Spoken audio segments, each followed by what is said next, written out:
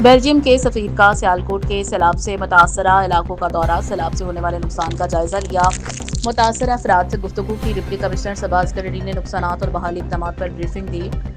مزید تفصیلات bureau chief خرم میر کی رپورٹ میں۔ پاکستان میں بیلجیم کے سفیر آئڈ سبلاد وینڈر خزدغراخت نے سیالکوٹ کی تحصیل سمڑیال میں سیلاب زدہ دیہات کا دورہ کیا تاکہ نقصان کی شدت، متاثرہ افراد کی حالت زار اور بحالی میں درپیش چیلنج کو اندازہ کیا جا سکے۔ انہوں نے سیلاب سے متاثرہ افراد سے گفتگو کی تاکہ ان کے نقصانات اور درپیش مسائل کے بارے میں پوچھ سکیں۔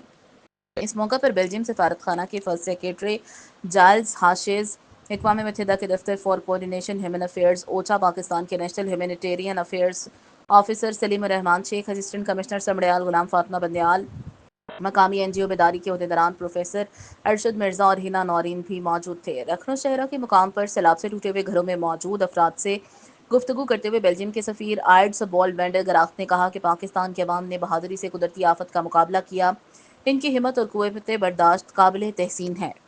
دورے کے اختتام پر بیلجیم کے سفیر نے گاؤں خاصہ اور شہباز پور پل کے قریب دریائے چناب میں شگاف کے مقام کا معائنہ کیا تاکہ نقصان کی شدت کا مزید جائزہ لے سکیں۔ قبل ازیں ڈپٹی کمشنر شہباز کریڈی سے بیلجیم کے سفیر مسٹر آئڈ سبال وینڈر گراخت نے ان کے دفتر میں ملاقات کی۔ ملاقات میں سیلاب متاثرین کی بحالی کے کاموں میں شریک مقامی اور بین الاقوامی فلاحی تنظیموں کے نمائندگان نے بھی شرکت کی۔ اس موقع پر بیلجیم کے سفیر نے غیر سرکاری تنظیموں اور ضلعی انتظامیہ کی جانب سے ہنگامی صورتحال سے مؤثر طور پر نمٹنے پر ان کی کاوشوں کو سراہا اور تعاون کو خوش آئند قرار دیا۔